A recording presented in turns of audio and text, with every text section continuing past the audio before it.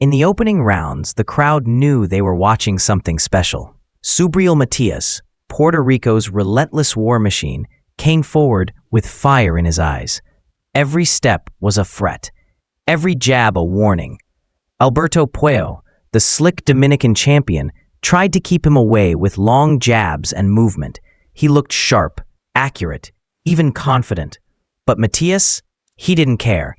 He walked through the fire with cold determination, landing brutal body shots, dragging Puello into a war. By round 3, the ring was already shrinking. Matias's pressure never slowed. His eyes never blinked. Puello was fighting smart, but the Puerto Rican was forcing him to fight at his pace. The fans roared with every exchange. It wasn't just a title fight. It was a chess match turned street fight. And the man from Maternillo was just getting started. By the championship rounds, it was no longer a matter of skill. It was a test of will.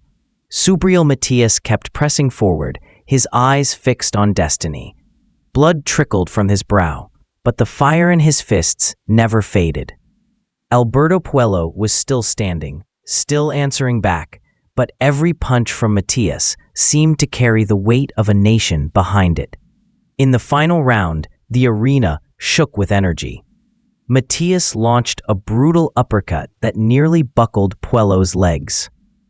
But the Dominican champion refused to go down. They exchanged bombs until the bell, a final storm to close a brutal war. When the scorecards were read, the crowd erupted. Matias by majority decision. 12 rounds of violence, 12 rounds of heart. And when the dust cleared, a new king stood tall. Subriel Matias, the champion of chaos. Under the blazing lights of the Staples Center in Los Angeles, the atmosphere crackled with anticipation. This wasn't just a bout, it was a battle between two proud Mexican warriors. The kind of night where legacies whisper behind every ring rope and national pride pulses with every drumbeat of the crowd. Canelo Alvarez, young, undefeated, and already crowned as the WBC Super Welterweight champion, entered like a lion, stalking the next page in his destiny. A golden aura followed him, the crowd erupting as his name echoed through the rafters. Saul Canelo Alvarez. But across the ring stood a man who didn't care for titles or hype. Alfonso Gomez, the gritty underdog from Guadalajara, had forged his identity the hard way, through blood, bruises, and battles few expected him to survive. A fighter born from the Contender TV show, but molded by the harsh reality of real fights. For Gomez, this wasn't about fame, it was about respect. He wasn't just here to participate. He came to shake the boxing world. The tension in the arena was razor sharp as the referee brought them in. You got your instructions. Obey my commands at all times. Protect yourselves at all times. Touch 'em up and come out fighting. 2 men touched gloves, but only one would leave with his hand raised.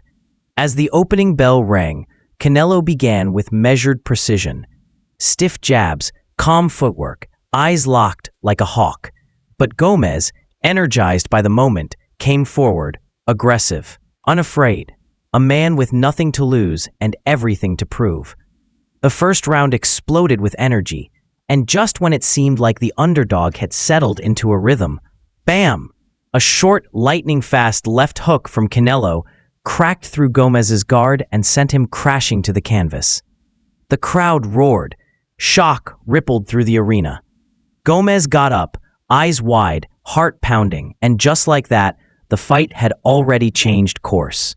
After the knockdown, most expected Gomez to fold, but as round 2 began, something defiant stirred in him. Instead of backing off, he walked forward, gloves up, chin tucked, firing shots to the body, digging in hooks with a kind of stubborn pride that said, "I'm still here." And that's when the war truly began. Canelo, typically calm and composed, seemed momentarily puzzled. Gomez's activity, his awkward angles, and his volume of punches disrupted the rhythm. Canelo's jab, which opened the bout like a laser, was now inconsistent. Gomez, dipping low and weaving, began to land, not bombs, but punches in bunches. A body shot here, a right hand over the top there. The kind of volume that makes judges take notice. By the fourth round, the commentators' voices reflected the shift. Gomez was outworking the champion, winning rounds, landing clean. He wasn't hurting Canelo, but he was landing more and doing it with conviction. Staples Center, buzzing earlier for Canelo, now had split loyalties. Some cheered the champion, others admired the underdog's heart. But Canelo, even as Gomez stole moments, remained patient. That's what makes him different. He didn't rush. He studied, calculated, looking for patterns, looking for an opening to land something final. Yet Gomez didn't give him one easily.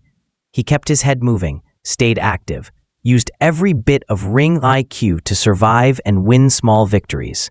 He had a plan. And for brief flashes, it was working. Still, behind those stoic eyes, Canelo was watching, waiting, loading the cannon. Gomez was still moving, still throwing, still landing. But the snap on his punches was fading. His legs looked a touch heavier. His hands returned slower to his guard. The early fire had dimmed ever so slightly, and Canelo saw it. Like a shark sensing blood, Canelo began closing the distance more deliberately. He wasn't chasing wild knockouts. He was setting traps. The jab returned, not just as a measuring stick, but a weapon. He mixed it with uppercuts now, threading them through the middle of Gomez's wide stance. Gomez, though game, was starting to get caught clean. A hook to the liver froze him. A right uppercut snapped his head back. Still, he came forward. The heart of a warrior, undeniable. The skills of a champion, just a step behind. The fans were now back behind Canelo. Each landed shot drew gasps. The crowd could feel the momentum shifting. Gomez, for all his bravery, was slowing, and Canelo was warming up. He began putting combinations together, not wild flurries, but surgical strikes. Uppercut, right hook, jab, step back, reset. The kind of fighting that made legends nod in approval. Toward the end of the round, Gomez walked into a left hand that staggered him again. His corner shouted, "Hands up, get out, move." But the ring had become a chessboard, and Canelo was now in checkmate position. Gomez knew he was slipping behind. He wasn't just trying to fight. He was trying to hold on to a dream. The dream of shocking the world. But Canelo? He had entered his rhythm. And when Canelo finds his rhythm, he becomes dangerous, cold, calculated, and violent. Alvarez began the round jabbing, then threw a sneaky right hand to the body. Gomez dipped low, and boom, Canelo ripped an uppercut through the middle. The crowd exploded. Gomez stumbled back. Canelo followed with a vicious right hand over the top. Flush. Gomez reeled into the ropes, legs wobbling. Staples Center erupted in chaos. Canelo pounced. Another right, another uppercut. Gomez sagged under the weight of the shots, guard up but taking punishment. And then the referee stepped in, waved it off. 2 minutes and 36 seconds into round 6, the fight was over. Just like that. Some fans booed. Others cheered. Gomez protested. He wasn't out cold, but he was done. Maybe not unconscious, but no longer competitive. Canelo had found his moment and seized it. As Gomez stood in the corner, pride intact but body bruised, Canelo climbed the ropes, arms raised to the heavens, still undefeated, still champion.